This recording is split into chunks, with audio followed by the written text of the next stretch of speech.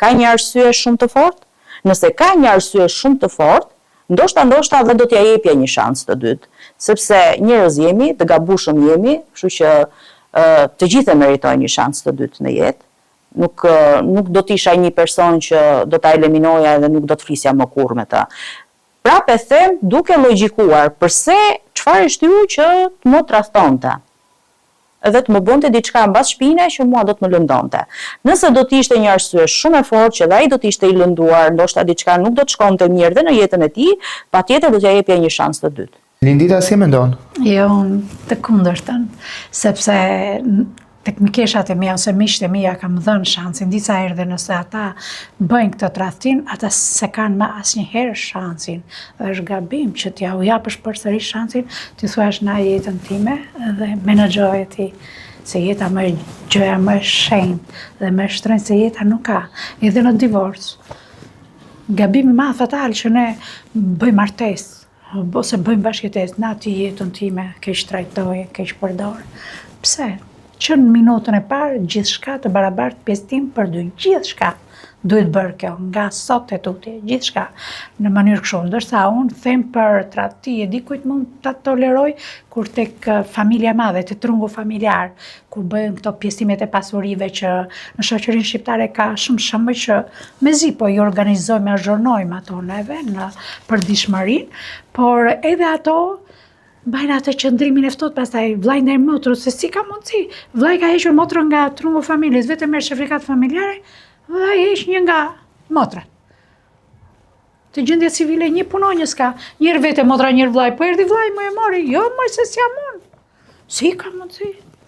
Mendoj se kjo është edhe më e rëndë. Sado që është gjaku jo, dhe në fund fare gjaku nuk është se bëhet ujë, ti do toleroj. Certifikat familjare, ndodh një vaki, tak, do t'i japësh dorën, se ndodh një dasëm. Por që nga ana tjetër të prek jashmase shumë. Nuk mund t'i falësh asnjëherë asnjë gjë.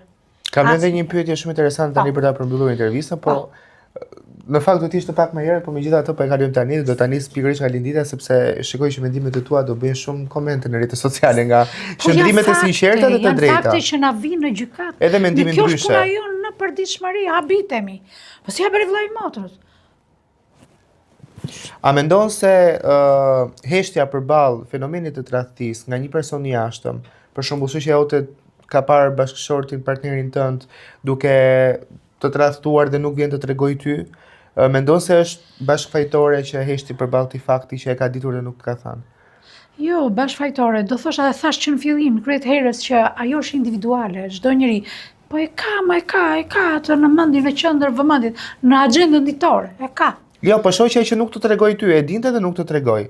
Si e gjykon? Po, kjo është në dy aspekte, mikja ime, që prishte punë, se me njerë, po ti thosh të mike, së vetë, ajo me njerë në shtëpi do thoshte debat, kush ja tha, shoqja se ajo me atëri.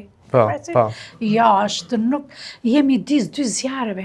Është më mirë mos të flasësh se sa të flasësh. Si e mendon Dori? Mos të flasësh. Unë do flisja. Besoj se jam... është personale, është mendimi juaj, këndvështrimi juaj. Unë do thoj, dhe që edhe fotot, të të rëthoj.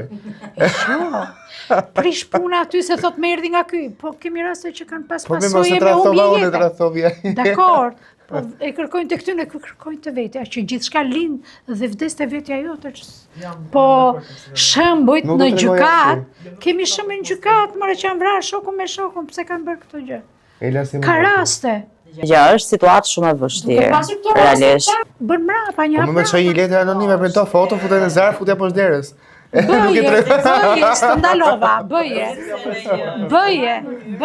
Është dhe thriller, është kështu fare. Shumë thriller. Përveç që ka edhe anë rrezikshmërie, sepse ai personi që bashorti, ti ndoshta i tregove shoqës se shiko bashorti jot, po të tradhton, ishte me dikë tjetër, e pash. I shfaqi si më përpike se bashorti. Në anë të tjera edhe mund të hakmerret kundrejt teje, domethënë patjetër ka edhe raste të tilla, pra është një situatë shumë e vështirë dhe nuk është se është tradhti nëse ti nuk flet. Domethënë kjo është shumë personale, sa tipi fort je apo se si mund t'i mendosh gjërat, apo edhe mënyra se si mund ta bësh ti bisedën me shoqen, me mikeshën apo një mik me. Po do të them diçka. Po dhe ligji pastaj vepron dhe ligji shkon në rrugë gjyqësore. Në një farë mënyrë ti bësh shkak, jetish shkaku për ndarjen dhe prishjen e kësaj familje. Se ndoshta ti mos flisje, mos të tregoje, çdo gjë mund të balancoheshin dhe mund ta rregullonin marrëdhënien e tyre. Po, pikërisht. Pra, bëhet mollsheri një i tretë. ata mund ta rregullojnë marrëdhënien e tyre dhe ndërkohë jetojnë të lumtur. Pastaj se shoh. Ti si i tretë, pak. Jo, unë do veproja ndryshe, dhe fusja një fotografi poshtë derës edhe nuk do dilja vetë. E rrezikshme. Ç'po duhet mua Është apo me jo? rrezikshmëri të lartë, është me rrezikshmëri. Okej, unë ju falenderoj shumë të Është treve. vepër penale le gjurmë. Ashtu, a? Okej. Ju falenderoj shumë për të gjitha opinionet shumë të bukura, kohën shumë cilësore që kaluam, shpresoj që këtë pozitivitet ta kenë kaluar dhe shikuesit që na ndoqën gjatë kësaj interviste. Dori, të falenderoj shumë për këtë intervistë. Ela Deda dhe Lindita Hoxha, shumë kënaqësi që ndatë eksperiencën tuaj me gjithë publikun shqiptar që na ndjek në Shtetet e Bashkuara dhe këtu në International TV. Faleminderit shumë. Faleminderit juve. Të nderuar teleshikues, kjo ishte intervista e hapur ditën e sotme. Do të jemi përsëri në një intervistë tjetër. Deri atëherë, ju takofshim dhe ndiqni programacionin tonë në International TV në intervistat e radhës. Faleminderit.